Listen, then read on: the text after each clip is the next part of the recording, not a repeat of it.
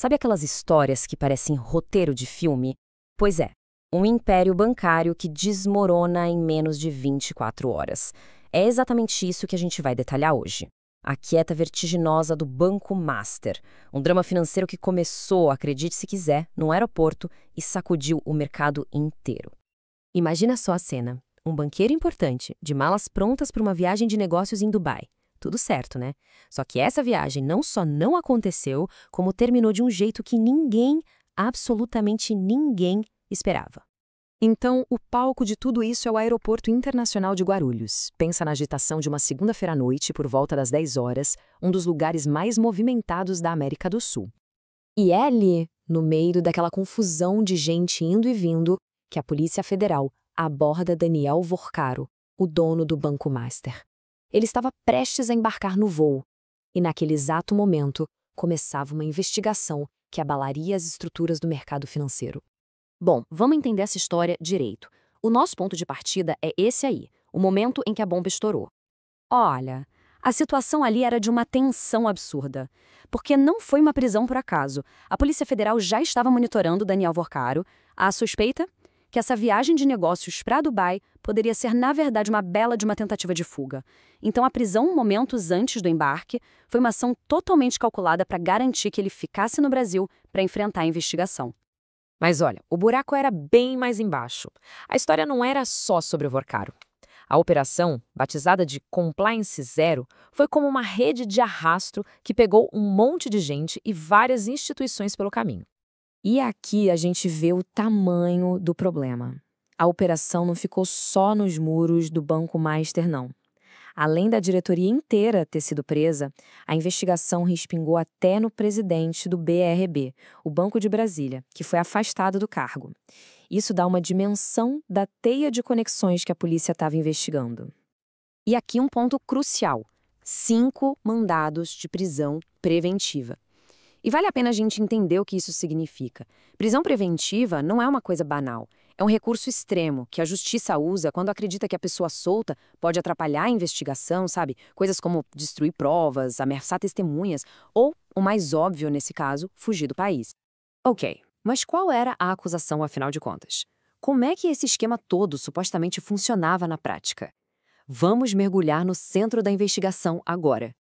Para a gente entender a fraude, precisa pegar esse conceito aqui: carteiras de crédito insubsistentes. O que é isso? Bom, na prática, os investigadores dizem que o banco criava produtos financeiros, do nada, eram tipo ativos fantasmas, pacotes de empréstimos que só existiam no papel, mas que não tinham nenhum valor real, nenhuma garantia. Era uma casca oca. E aí as acusações são pesadíssimas, né? Gestão fraudulenta, organização criminosa. Tudo isso aponta para uma coisa: não foi um errinho de cálculo, um deslize. A investigação sugere um esquema deliberado e muito bem organizado para enganar todo mundo: o mercado, os clientes, os reguladores. Crimes financeiros da pesada mesmo. E o esquema, segundo a investigação, era quase um roteiro de peça, com 3 atos. Primeiro, fabricar essas carteiras de crédito fantasmas. Segundo, vender essas carteiras sem valor para outro banco, criando uma ilusão de que tinha dinheiro entrando, de que o negócio era legítimo. E o passo final: quando os fiscais do Banco Central chegavam perto, eles corriam para substituir as carteiras falsas por outros ativos, tudo para confundir a auditoria. Um verdadeiro jogo de cartas marcadas. Bom, com um esquema desses vindo à tona, as consequências foram um verdadeiro tsunami para o Banco Master. E tudo aconteceu numa velocidade assustadora. Olha essa linha do tempo, é impressionante. Segunda, 10 da noite, o dono do banco é preso. Na manhã de terça, a operação vira notícia no país inteiro. E na mesma manhã, o Banco Central bate o martelo: liquidação extrajudicial.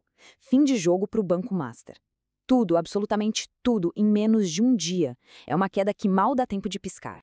E, para não deixar nenhuma dúvida da gravidade da coisa, a canetada final veio do topo. A ordem de liquidação, que é basicamente o atestado de óbito do banco, foi assinada pelo próprio presidente do Banco Central, Gabriel Galípolo. Uma decisão desse nível, vinda diretamente do chefe, é um recado claro para o mercado de que a situação era insustentável e exigia uma intervenção drástica e imediata. E o mais impressionante é que existia uma pequena luz no fim do túnel. Um grupo, o Fictor, tinha demonstrado interesse em encontrar o Banco Master. Poderia ter sido uma saída, quem sabe. Mas a ação do Banco Central foi tão rápida e definitiva que essa negociação morreu na praia. Acabou ali qualquer esperança de resgate. Ok, a história é dramática. Parece um thriller financeiro. Mas e aí? O que esse caso significa para o sistema financeiro brasileiro como um todo? Qual é o quadro maior por trás disso tudo? E olhando para trás, a gente vê que já existiam sinais. Não foi algo que surgiu do nada. Meses antes, em setembro, o próprio Banco Central já tinha dado um não para uma tentativa do BRB de comprar um pedaço do Banco Master. Ou seja, o radar do regulador já estava apitando. Já tinha uma luz amarela acesa bem antes da polícia entrar em cena. No fim das contas, o que fica de tudo isso? Primeiro, é um teste de fogo para a integridade do nosso sistema financeiro.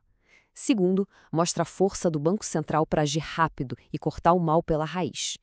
Terceiro, levanta uma bandeira vermelha sobre a confiança em bancos menores. E por último, talvez o mais importante, é um recado bem claro. Gestão fraudulenta tem consequências gravíssimas, tanto legais quanto financeiras. E isso tudo nos deixa com uma pergunta no ar.